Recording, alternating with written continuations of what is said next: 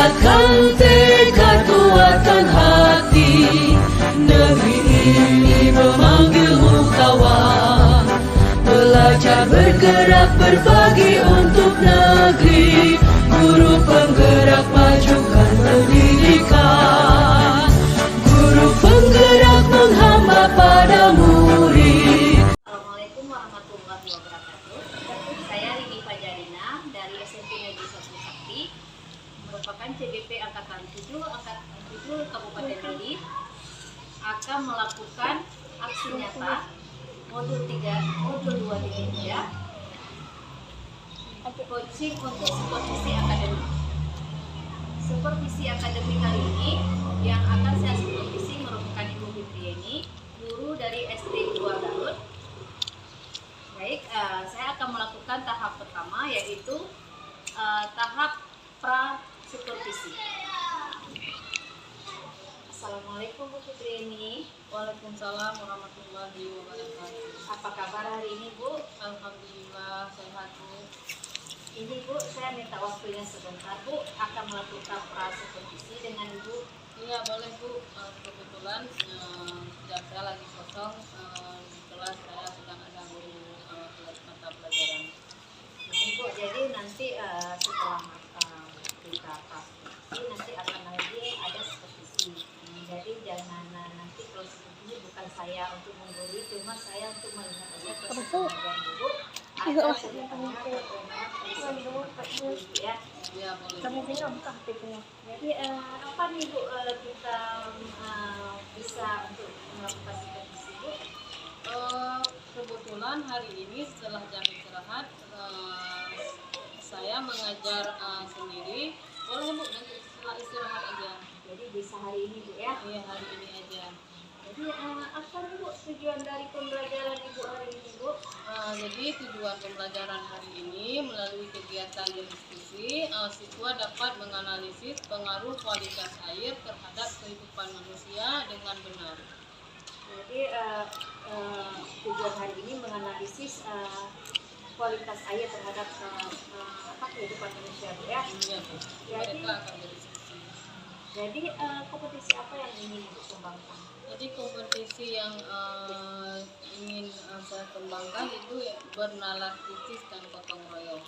Bernalar kritis di sini siswa mampu berdiskusi bersama kawannya tentang pengaruh kualitas air terhadap kehidupan manusia dengan baik.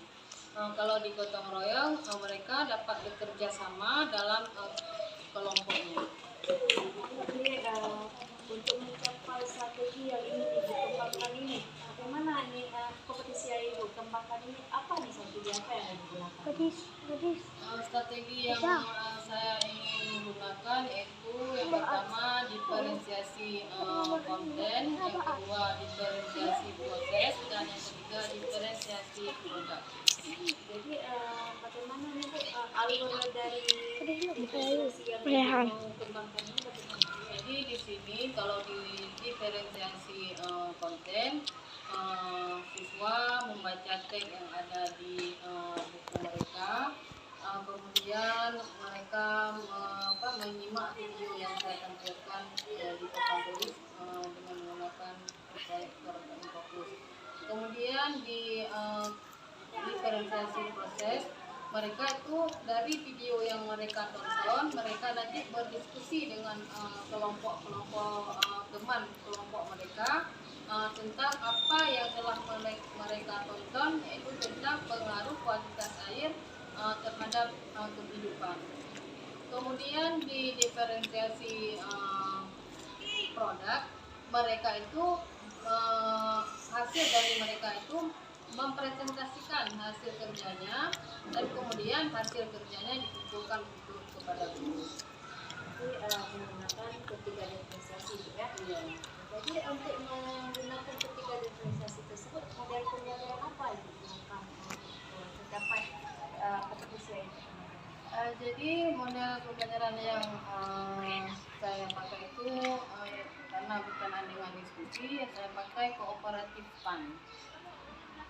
apa saja persiapan yang Ibu siapkan untuk bisa mencapai apa yang Ibu mencapai tujuan yang akan pembelajaran ini? Yang saya persiapkan yaitu yang pertama RPP, kemudian LKPD untuk mereka, kemudian gambar-gambar yang ada satu pautnya dengan tujuan pembelajaran, kemudian videonya juga video pembelajaran, dan buku siswa itu. Luar biasa, Ibu sudah siap semua Ibu ya, tinggal kita supervisi nih Bu. Sudah siap ini Bu, kapan ini kita supervisi? Bentar lagi Bu ya. Terima kasih banyak Bu atas waktunya Bu, nanti kita supervisi Bu. Iya Bu, sama-sama.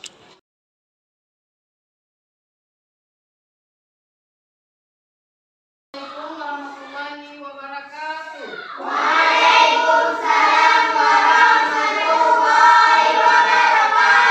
Apa kabar semuanya hari ini? Alhamdulillah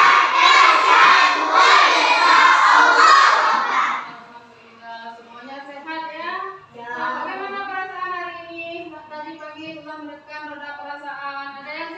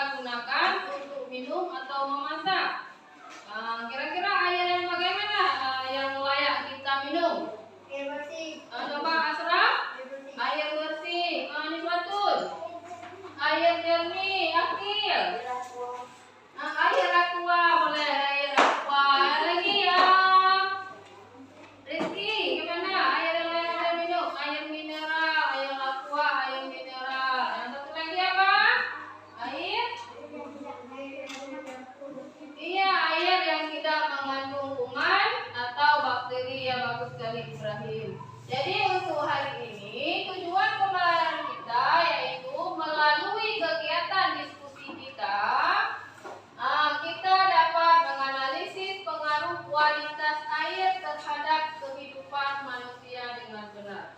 Sudah dibuka punya semua halaman 104? Coba dibaca dulu dalam hati yang ada di dalam kurung yang Ibu paparkan di papan tulis. Yang buku halaman 104, coba semuanya dibaca di dalam hati masing-masing.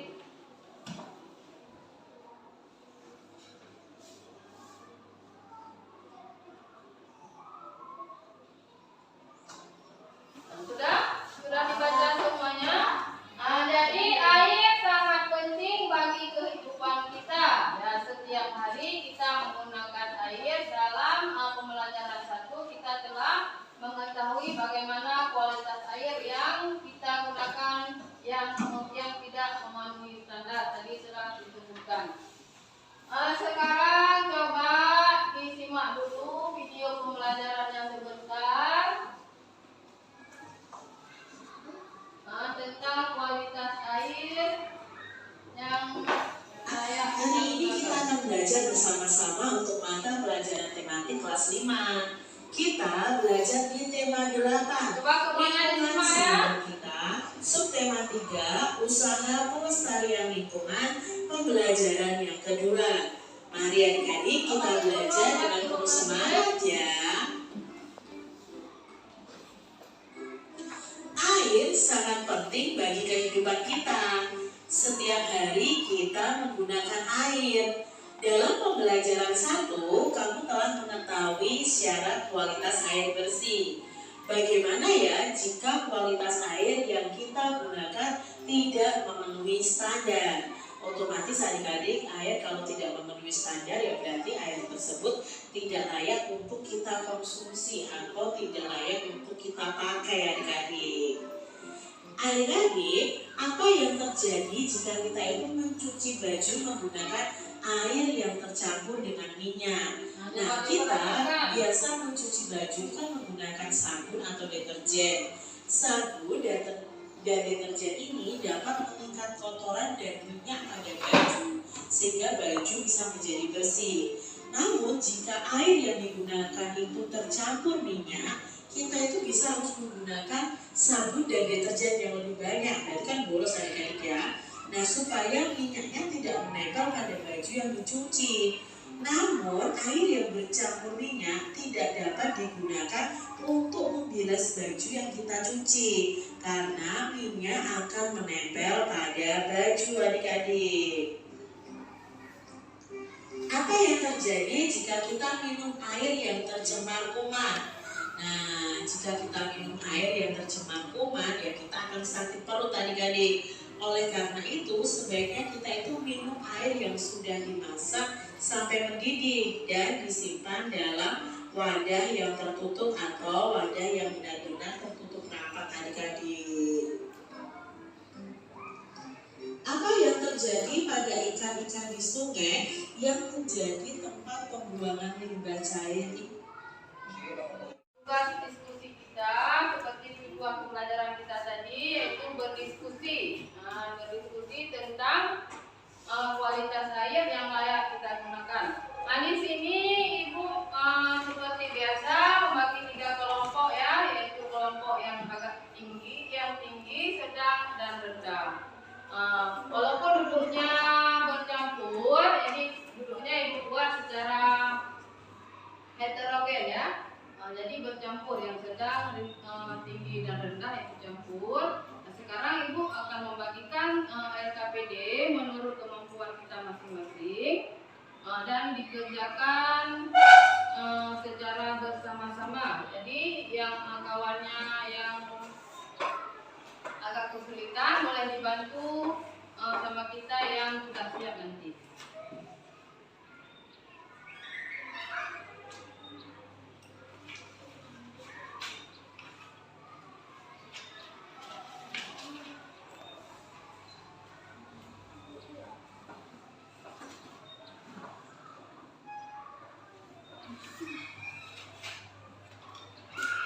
Nanti tugasnya akan kita presentasikan ke depan.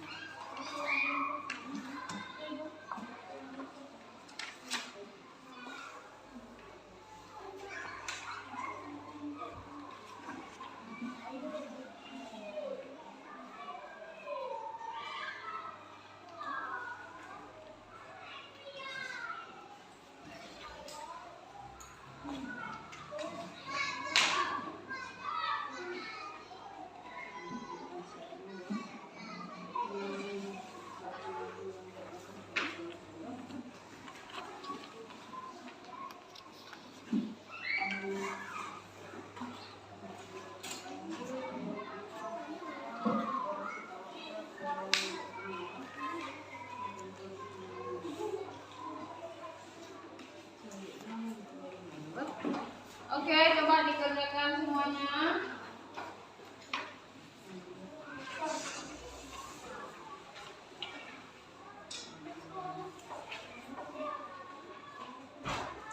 Jadi kita gunakan untuk mencuci.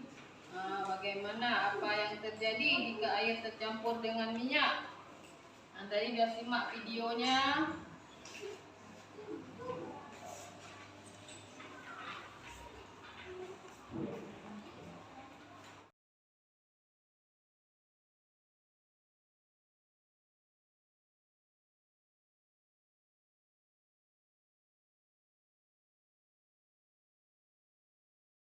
Siap?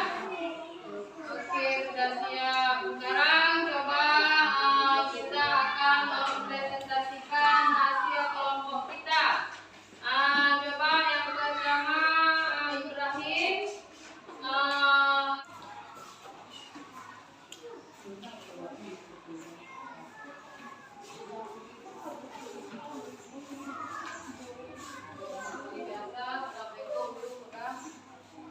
Assalamualaikum.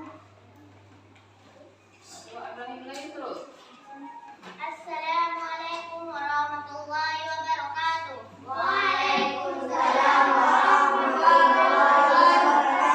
Satu terus ya.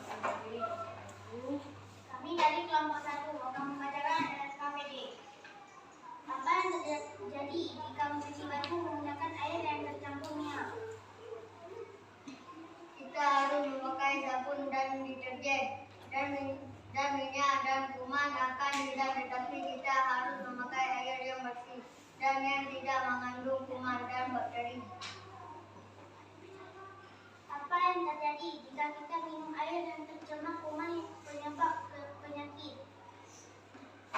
Kita akan sakit diare dan kita akan boleh minum air yang mengandung kuman. Lebih baik kita minum air yang sudah dididihkan agar tidak ada kuman lagi. Apa yang terjadi pada ikan-ikan di sungai dari industri yang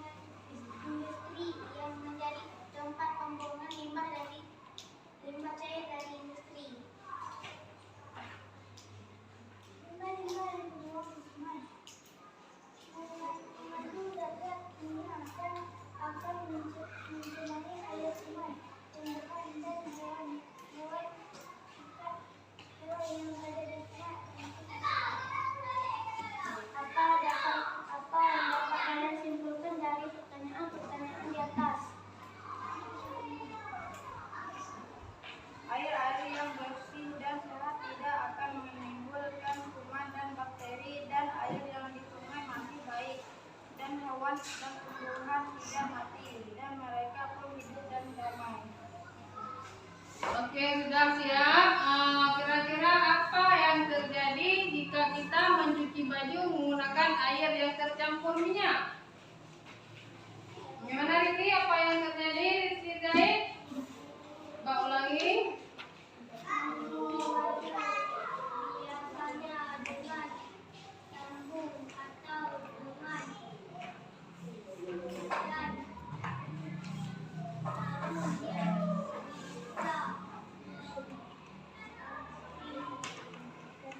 Oke, ya selanjutnya coba Akil. Apa yang terjadi jika kita minum air yang tercampur dengan kuman penyebab penyakit? Apa yang terjadi? kita akan sakit perut karena meminum air yang tidak bersih dan air yang mengandung kimiawi. Ya, kita akan sakit perut dan dia diare. Oke, bagus sekali. Coba tepuk salut dulu untuk kelompok 1. Tepuk salut.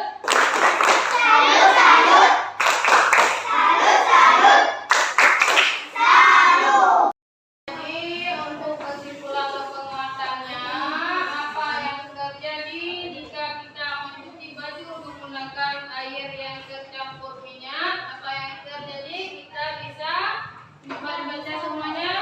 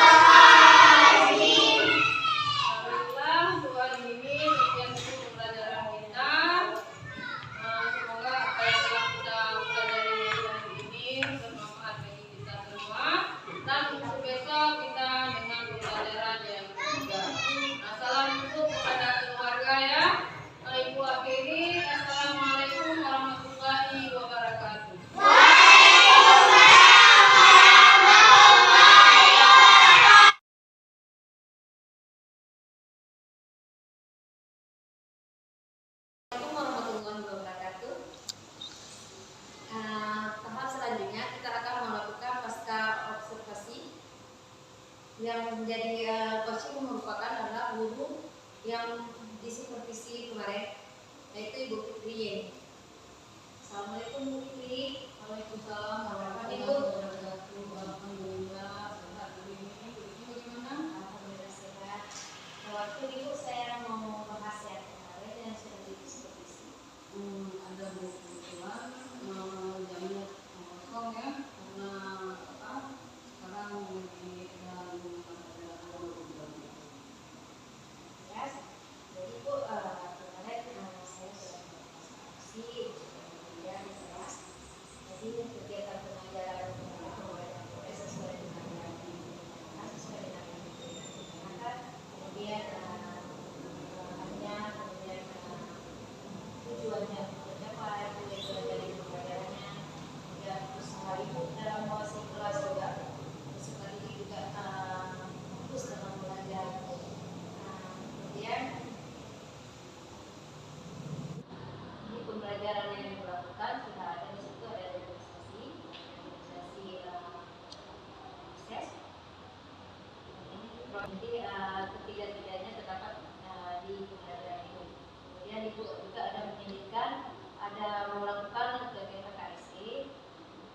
Jadi yang perlu Ibu yang menjadi catatan saya di sini yang perlu diutamakan ada referensi untuk gambar-gambar. Jadi gambar-gambar yang untuk itu Ibu buat contohnya masalah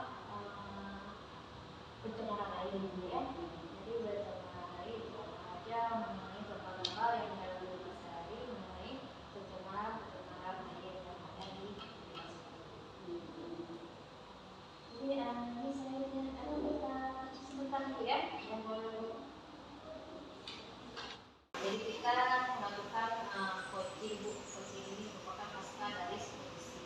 Jadi tujuan dari coaching kali ini itu kita untuk melakukan, untuk mengetahui apa hambatan atau kendala yang terjadi dengan cara kita supervisi. Baik Bu, silakan Bu ini. Apa yang Ibu rasakan setelah proses pembelajaran Yang saya rasakan yang pertamanya agak deg-degan juga ya karena memang sama ibu ini. Tapi setelah melakukan observasi yaitu pembelajaran di kelas, saya sudah merasakan sangat senang karena sudah bisa mengaitkan pembelajaran di kelas yaitu dengan menggunakan berdiferensiasi dan KSE. Jadi dalam melaksanakan pembelajaran berdiferensiasi, ada nggak kendala yang Ibu temui dalam pembelajaran? Yang menjadi kendala adalah dalam mengkondisikan siswa karena pada saat kegiatan diskusi kelompok ya, karena mereka tuh masih malu-malu. Kemudian dalam presentasi kawannya, setelah presentasi kan ada mengajukan pertanyaan ataupun ada tanggapan dari kawan-kawannya. Mereka itu dalam mengungkapkannya itu yang susah sulit. Jadi ini proses pembiasaan ya. Iya.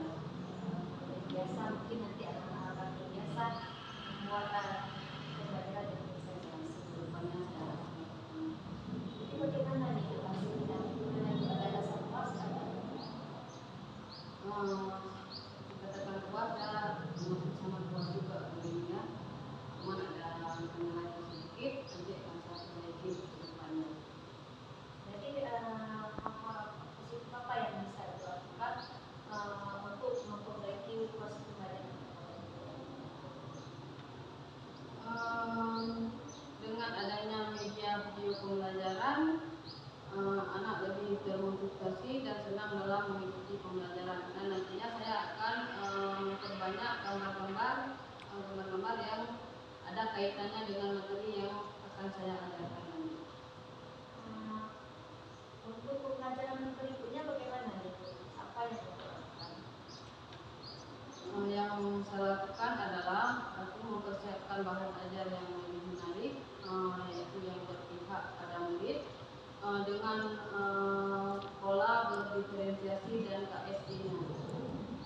Siapa-siapa saja yang terlibat dalam kita menyiapkan tingkat laku Yang terlibat yang pertama yaitu kepala sekolah, kemudian teman-teman sejawat, rekan saya. kita masuk ke guru